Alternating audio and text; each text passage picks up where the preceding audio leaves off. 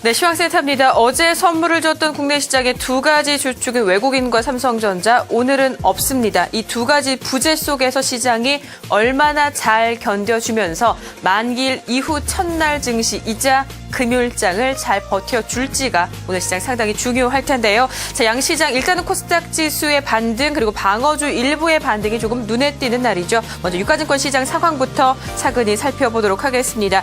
생각보다 나쁘지는 않습니다. 어제 예상 밖의 2,000포인트 돌파. 일단 오늘 1,989포인트에서 시작해서 아래로 밀림도 1,985포인트밖에 되지 않았습니다. 다행스러운 것은 시간 지나면서 낙폭은 조금 더 줄여주고 있고요. 1990선 전후에서 지수는 움직이고 있습니다. 현재도 0.68%, 13.59포인트 하락한 1989.18포인트에서 움직이고 있습니다. 자, 없는 두 가지 주축, 일단은 삼성전자 얘기부터 해보도록 하겠습니다. 어제 장 마감 동시효과 상황에 들어왔던 강력한 힘으로 153만 3천 원, 또다시 신고가를 경신을 했는데요. 오늘 일단 장중 1시간 동안의 흐름 살펴보면 152만 원대 아래에서 움직이고 있습니다. 현재도 일단 그 움직임권 안에서 큰 변동은 없는 상황이고요. 151만 원대 전후로 움직이고 있는 사이에 하락폭은 1% 전후가 되고 있습니다. 현재 1.17% 밀린 151만 5천 원을 가리키고 있습니다. 자, 외국인의 부재 말씀드렸습니다. 최근 일별 동안의 흐름과 오늘 상황 비교해 보시면 일단 조금 더 쉽게 보실 수 있을 텐데요. 자, 어느덧 어제까지 11거래일 연속 외국인 유가증권 시장에서 순매수였습니다. 특히 어제 만기일 5,348억 원의 외국인 매수가 후반에 집중되면서 전체 11일 동안의 외국인 순매수, 하루 평균 매수 물량도 2천억 원이 넘는 수준으로 올라섰는데요. 일단은 지속적인 순매수 속에 오늘 소폭의 매도를 보여주고 있습니다. 보시는 그 막대 그래프 모양처럼 일단은 기존에 보여줬던 매수세에 비해서 규모가 크지는 않다는 점, 이 부분 역시 체크해 보시기 바랍니다.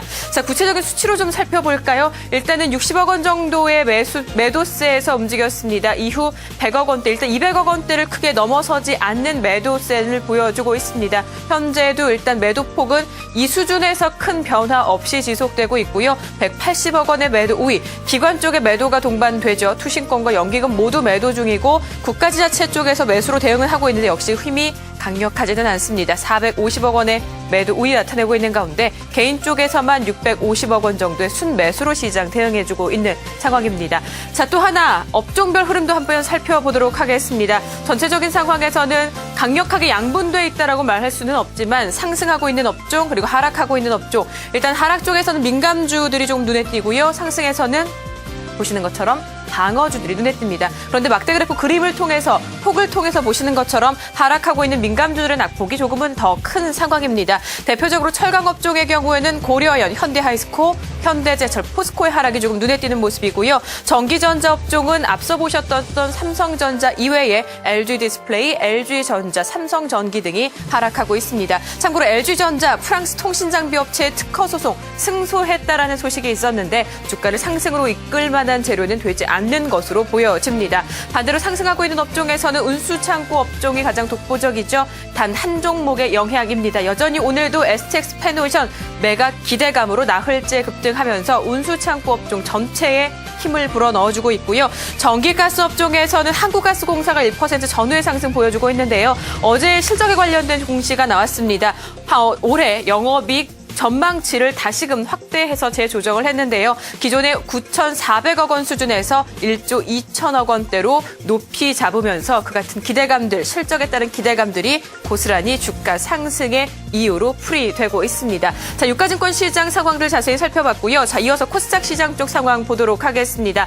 일단 수급은 앞서 보셨던 유가증권 시장과 정반대로 나타납니다. 외국인과 기관 보시는 것처럼 동반 매수로 힘을 실어주네요. 기관이 90억 원, 외국인이 53억 원 정도고요. 또 반대로 개인 쪽에서는 매도 우위로 대응하고 있습니다.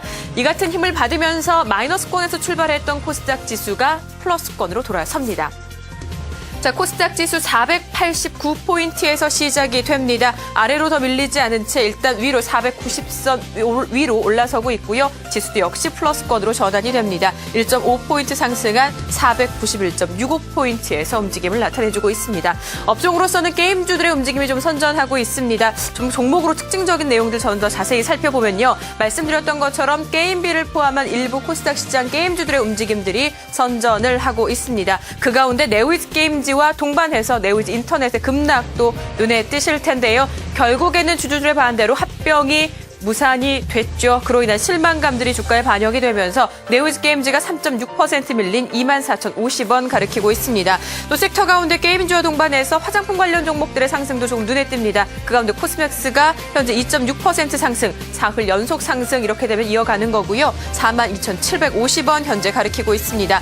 농심과 GS 리테일 일단은 첫 번째 키워드는 4분기 실적 기대감입니다. 여기에 농심은 더해져서 신제품 출시에 대한 기대감이 맞물렸습니다. 이로 인해서 2%대 이상의 강세로 출발이 됐다가 시간 지나면서 상승폭 빠르게 줄어들었고 현재는 보합권에서 움직입니다. GS 리테일 앞서 말씀드렸던 것처럼 4분기 실적 개선 기대감 더해서 최근에 편의점 규제안들이 발표가 됐는데요. 그에 따른 영향이 생각보다는 크지 않다라는 전망들이 나오면서 주가 반등하고 있습니다. 현재 GS 리테일 1.48% 상승한 38,000원 가리키고 있네요. 자, 이렇게 해서 10시 구간 시장 상황 모두 살펴봤습니다. 시황센터였습니다.